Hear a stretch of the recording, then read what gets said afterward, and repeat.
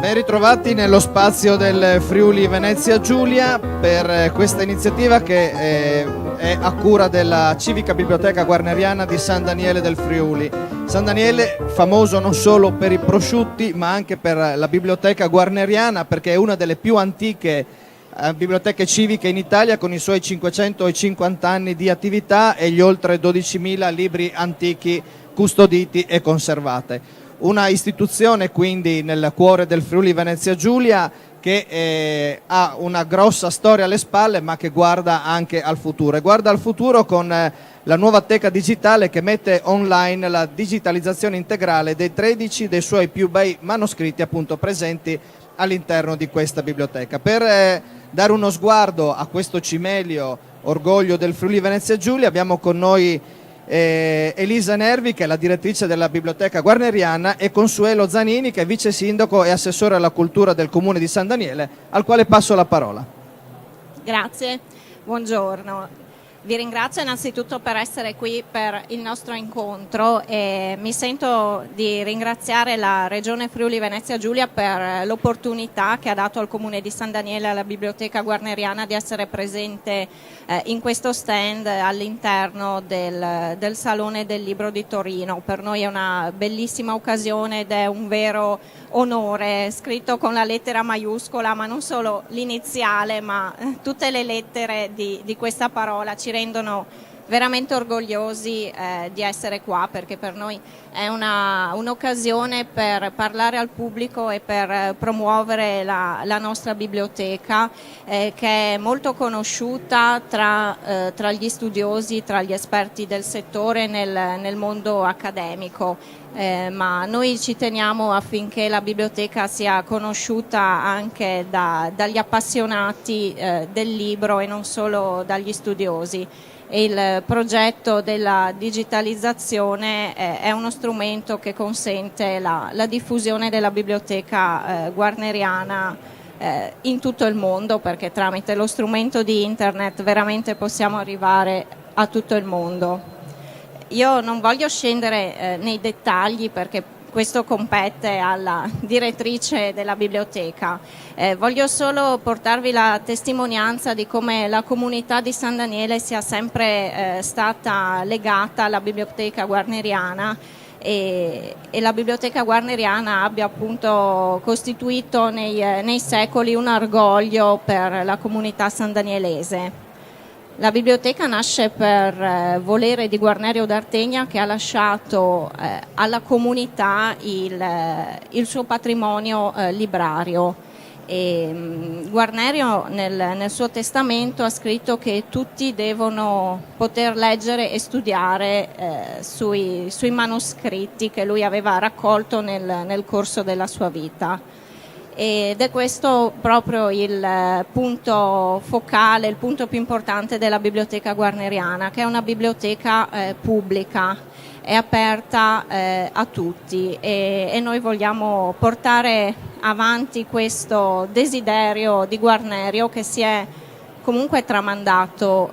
nei secoli. Sin da subito la comunità di San Daniele, 550 anni fa, ha avuto la consapevolezza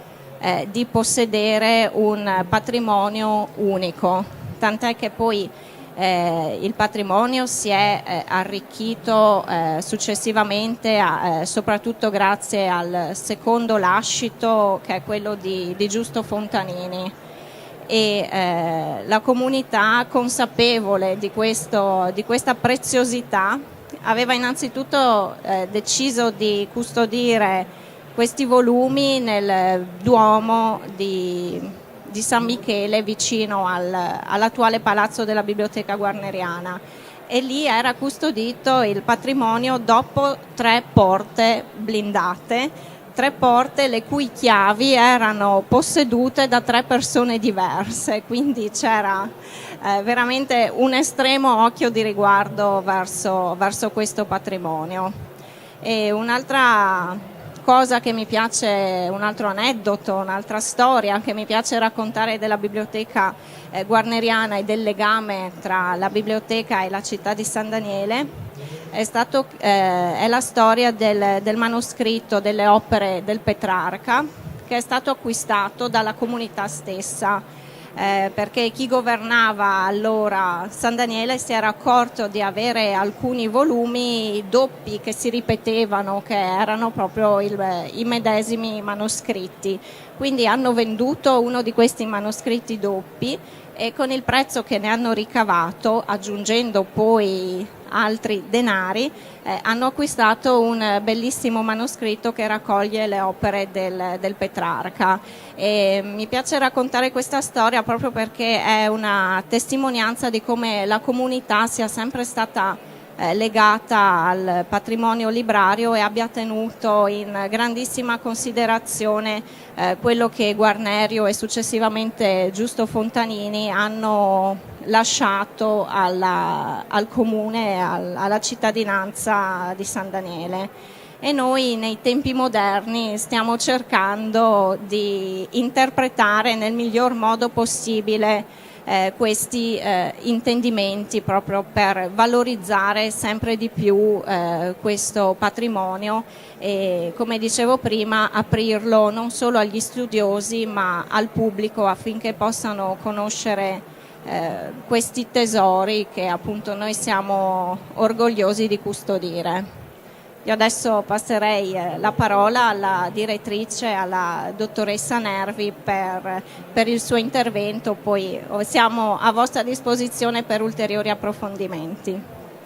Bene, grazie per la vostra attenzione. Come anticipava appunto il vice sindaco, la Guarneriana ha proprio una vera e propria data di nascita, che è il 10 di ottobre del 1466, che coincide con la data in cui muore Guarnerio d'Artegna, a cui poi la biblioteca è intitolata ovviamente. Guarnerio è colpito dalla peste, 3 giorni prima di morire detta il proprio testamento, e nel testamento fa scrivere esplicitamente che lascia i 173 manoscritti che lui ha raccolto nella sua vita e dei quali ha realizzato appositi inventari, anche li lascia alla comunità di San Daniele, affinché chiunque volesse leggere e studiare lo potesse fare all'interno della sua libreria e non altrove. Questo è sicuramente lo spirito perfetto di un umanista.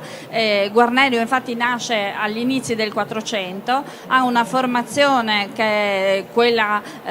tipica dell'epoca, comunque di una classe agiata, perché studia a Padova, studia giurisprudenza, resta orfano molto giovane di padre e sotto l'ala protettrice di una nobile famiglia friulana che è quella dei Pancera,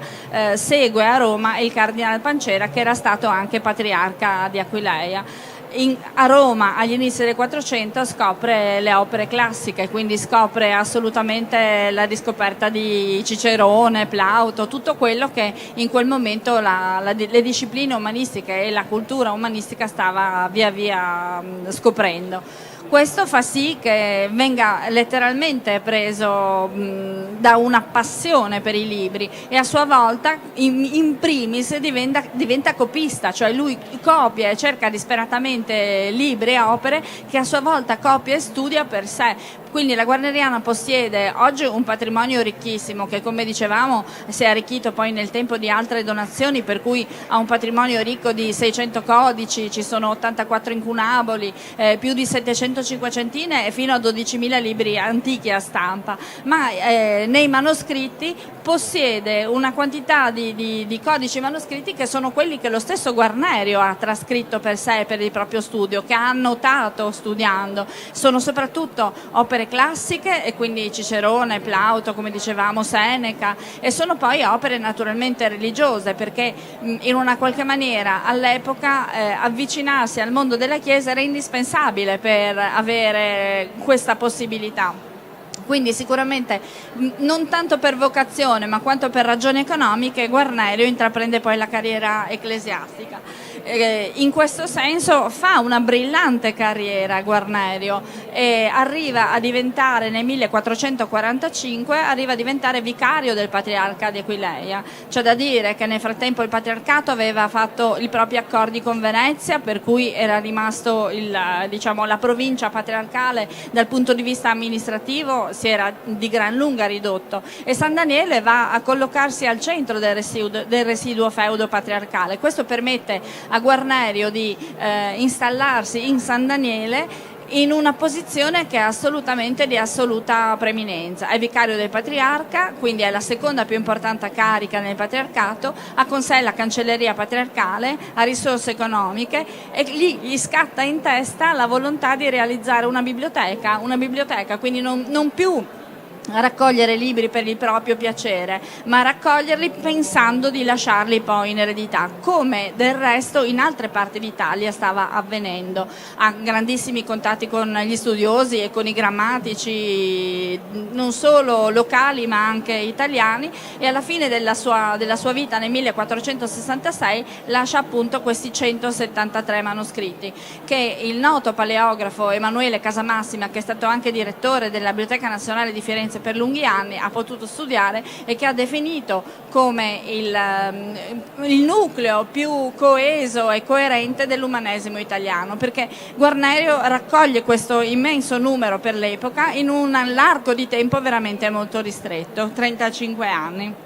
E quindi è una fotografia perfetta dell'interesse dell'umanesimo in Italia sostanzialmente. Il secondo grande lascito che fa ricca la guarneriana è quello di Monsignor Fontanini. A sua volta lui sandanielese di nascita, quando muore si ricorda del gesto di Guarnerio e nel testamento appositamente cita Guarnerio, lascia alla comunità i fondi perché possa costruire una biblioteca atta a raccogliere il patrimonio del suo lascito, mettendolo accanto a quello di Guarnerio. Ne esce che la comunità di San Daniele delibera la costruzione e l'ampliamento del palazzo di città, la costruzione della biblioteca di quella che è tuttora la sua sede, delibera la costruzione di una libreria in noce, che è quella che tuttora conserva i codici, che è assolutamente suggestiva, che è bellissima e che è ancora esattamente così come è stata realizzata quando nel 1743 tutti i libri di Guarnerio e di Fontanini sono stati collocati. Altri doni poi, altri lasciti ne hanno arricchito il patrimonio, come dicevamo, fino ad arrivare a questa ricchezza che per noi è naturalmente molto importante. Nel pieghevole che trovate c'è proprio una delle fotografie della sala che noi chiamiamo fontaniniana. I manoscritti, non si può non parlare della guarneriana senza parlare dei manoscritti ovviamente. Ci sono alcuni pezzi che sono pregiatissimi, c'è questa Bibbia bizantina che risale all'ultimo quarto del XII secolo, che pare essere stata realizzata, secondo molti degli studiosi, pare essere stata realizzata nello scriptorium di Gerusalemme, quello del Santo Sepolcro. Secondo altri studiosi, viceversa, è collocata in uno scriptorium dell'Italia meridionale, comunque sempre legata al patrimonio del Santo Sepolcro. C'è un bellissimo manoscritto, il 238, che contiene il Tresor di Brunetto Latini, sempre allegato al pieghevole. Trovate questo segnalibro, riproduce una delle miniature. Il Tresor era la prima enciclopedia in lingue volgare del nostro mondo ed era una vera e propria enciclopedia, quindi conteneva le informazioni come noi le pensiamo in enciclopedia, no? E quell'immagine, quella miniatura è la raffigurazione dell'universo come era concepito ai tempi di Dante, con la Terra al centro di tutto, no? Quindi con l'elemento più corposo all'interno della sfera e via via le sfere che la contengono con gli elementi via via più leggeri, quindi appunto la Terra al centro, poi l'acqua, poi l'aria, poi il fuoco, poi a salire il firmamento, le stelle fisse, i serafini, i cherubini, le sfere celeste, per intenderci. C'è un manoscritto che è Le sentenze di Pietro Lombardo, che era uno dei trattati di teologia su cui alla Sorbona si studiava la teologia, no? Quindi è un manoscritto che anche questo data al XIII secolo, quindi siamo nel 1200. C'è un ricchissimo patrimonio. Il manoscritto 139 a cui appunto faceva riferimento il vice sindaco contiene il Trionfi e il Canzoniere del Petrarca. Quello è un manoscritto che la comunità ha fortemente voluto, ma è un manoscritto che è stato realizzato quando la stampa a caratteri mobili, quando Gutenberg aveva già stampato la propria Bibbia. Eppure è un manoscritto che è stato voluto proprio manoscritto e miniato, siamo alla fine del 400, è un pezzo pregiatissimo e non a caso nelle carte d'archivio l'allora bibliotecario lo annota come una delle scelte migliori, quella della comunità, di spendere i soldi per acquistare questo manoscritto. L'altra ricchezza della Guarneriana sono appunto anche le carte d'archivio, perché proprio la consapevolezza della comunità cittadina ha permesso che fin dal 1700 la comunità cittadina assumesse un bibliotecario e affidasse anche a questo bibliotecario il compito di riorganizzare le carte della comunità, il che ha fatto sì che questo bibliotecario, il Colutta, li raccogliesse, li organizzasse tematicamente e li rilegasse in 144 volumi. Questo ha fatto in modo che le carte che testimoniano la storia della comunità cittadina non hanno avuto alcun tipo di dispersione, per cui è possibile così ricostruire l'intera storia della città dal XII secolo fino al 1797, quando il Colutta ha rilegato il tutto in 144 volumi. È un gioiellino, la Guarneriana è veramente in miniatura una pregiatissima perla del Friuli Venezia Giulia. Io non mi dilungo oltre, ma se avete delle curiosità ben volentieri siamo qua, ecco. Grazie ancora.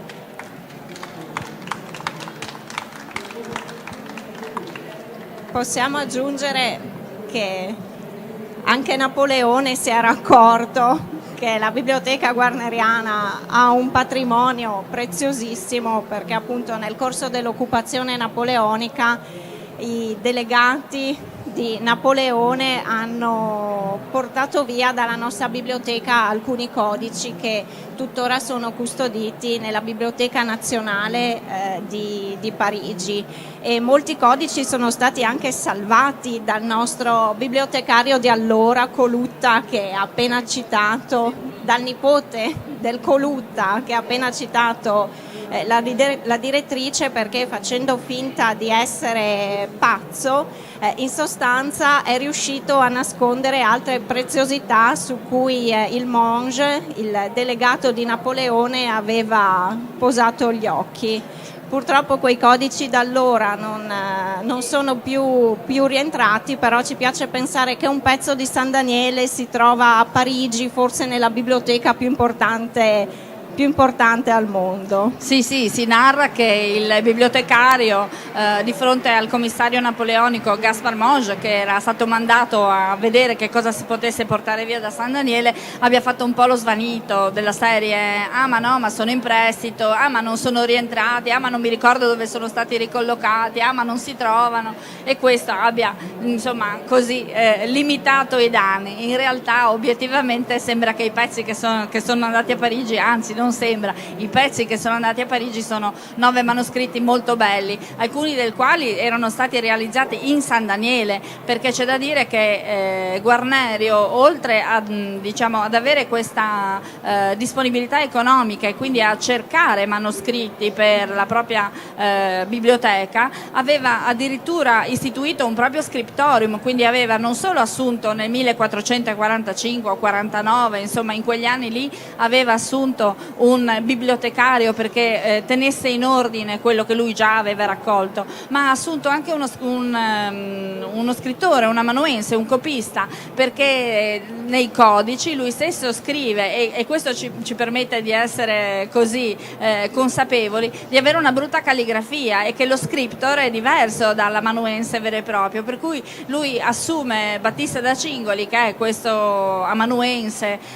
che lui vuole assolutamente, perché scrive in littera antiqua, che è la bellissima calligrafia da cui poi i tipografi moderni hanno tratto i caratteri tipografici che tutti noi riconosciamo. E la cosa bella di questi codici, purtroppo alcuni di quelli realizzati da Battista da Cingoli sono proprio alla Biblioteca Nazionale Francese di Parigi, la cosa curiosa che si dice è che Battista da Cingoli fosse praticamente un analfabeta, che lui non sapesse che cosa stava trascrivendo e che il fatto di non sapere cosa stava trascrivendo garantisse la fedeltà della copia, perché è come se tutti noi ci mettessimo a trascrivere degli ideogrammi giapponesi, noi non sappiamo che cosa stiamo scrivendo, quali parole stiamo scrivendo, e quindi ci dobbiamo per forza di cose impegnare a essere fedeli nella copiatura del tratto. Alla stessa maniera sembra che Battista da Cingoli appunto non sapesse che cosa stava scrivendo, e quindi i suoi codici hanno pochissimi errori e pochissime annotazioni, perché Guarnerio poi li ripassava, e quando poi non aveva più tempo di farlo, perché come vicario del patriarca aveva gravosi compiti sia di pastorale che di esercizio della giustizia amministrativa o civile o penale, e aveva assunto a sua volta un bibliotecario perché revisionasse la trascrizione dei codici che faceva fare. Quindi ci sono molte storie all'interno della Guarneriana, e diciamo che ogni codice a sua volta ha possibilità di aprire delle porte e raccontare nuove storie. E con questo, diciamo... Poi il patrimonio della biblioteca è ancora in parte inesplorato, per cui gli studiosi che vengono da noi trovano sempre qualche spunto nuovo e qualche tesoro nuovo. È capitato qualche anno fa, ma 2 o 3 anni fa mi pare, che una studiosa, aprendo un codice, avesse trovato una lettera piegata che era stata inserita nel dorso del libro, che è stata nascosta per secoli e secoli, per cui è veramente una continua fonte di sorpresa per la direttrice, per i collaboratori della biblioteca, per gli studiosi che abbiamo l'onore di ospitare. Come amministratore ci tengo a sottolineare che il progetto della Teca Digitale, che è stato cofinanziato anche dalla Regione Friuli Venezia Giulia, è un progetto per il quale il visitatore del sito vi può accedere gratuitamente. I codici sono visibili gratuitamente e appunto potete sfogliare le pagine online, e si può ingrandire con il computer o con il tablet la pagina che andate a visitare, in modo che potete vedere benissimo i colori delle miniature e tutto quanto appunto presenta ogni singolo codice. Sottolineo questa cosa, che l'accesso è gratuito, perché questo non vale per tutti i siti delle biblioteche che hanno dei progetti simili di digitalizzazione. Per cui penso che anche in questo abbiamo interpretato pienamente lo spirito umanistico di Guarnerio. Il nostro intento è quello di continuare nella digitalizzazione dei codici, è un'opera che richiede molta attenzione, però piano piano nel corso degli anni sicuramente la Teca vedrà un'implementazione, quindi speriamo che possiate visitare sia la Teca Digitale che venire a San Daniele, poter entrare nella biblioteca guarneriana e assaporare questo clima di mistero anche che si può respirare a San Daniele.